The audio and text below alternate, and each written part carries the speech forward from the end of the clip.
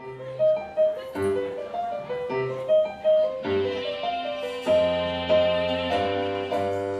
know a group of women who eulogize ex-lovers in tattoos. Their pain painted in hues. Saying, when you loved me, you left a bad taste in my skin. Bruises on my chin. Bitter kiss. Bloody lips. So I don't speak much anymore. He has a way of playing tug-of-war with a woman in her. As his knuckles stutter down her spine, I want to tell a girl sitting next to her boyfriend praying for invisibility that the reflection she sees of herself is the God in him. I want to tell him, your boyfriend has fumbling palms. And he loves like he was born with his umbilical cord tied around his neck. And giving him your heart to stand on will never make a man of him, just a taller boy.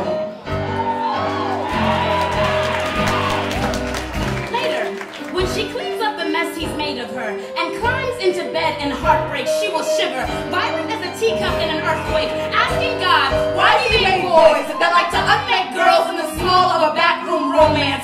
Boys that like to tinker, like to beat her, like to think himself Mr. Vixen Man. She used to call him Edward Scissorhands because when she finally tied herself together with the ribbon of self-respect she had left, he'd always come around and cut the string. She stopped searching for monsters in her closet when she realized they are brave enough to lie next to you, sweaty with the stench of another woman's perfume. We're always taught to watch our feet near broken glass, but she has been chasing pavements bloody and barefoot for as long as she can remember. I want to tell the boy sitting next to his girlfriend who wants nothing more than to shrink like a city from the shadow of an ascending airplane. I want to tell him, do not build up her sandcastles knowing the wave in you.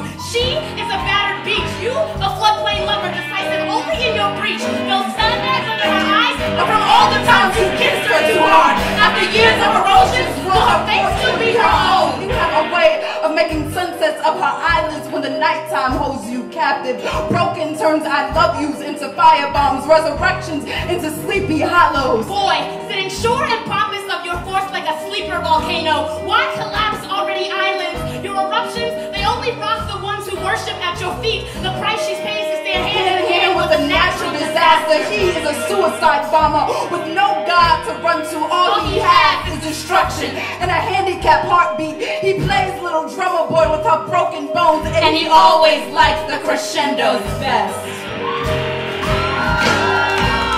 He is an Icarus of a boy who has sacrificed his soul to a world that only knew how to collapse on him. But she is not an ocean meant to break his fall.